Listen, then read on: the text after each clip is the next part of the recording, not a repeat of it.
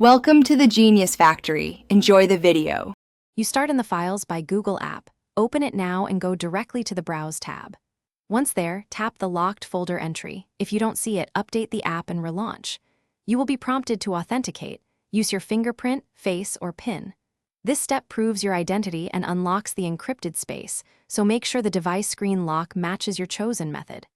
After successful authentication, you'll see thumbnails of items stored inside the locked folder.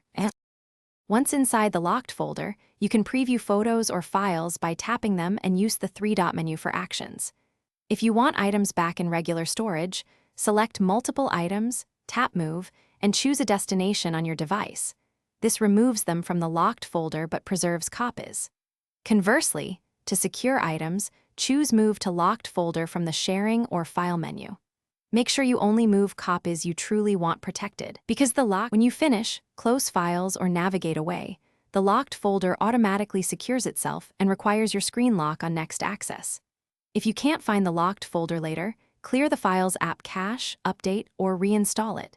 That restores missing UI elements without touching your locked data. If authentication repeatedly fails, re-register your fingerprint or face in system settings and ensure your Google account is active.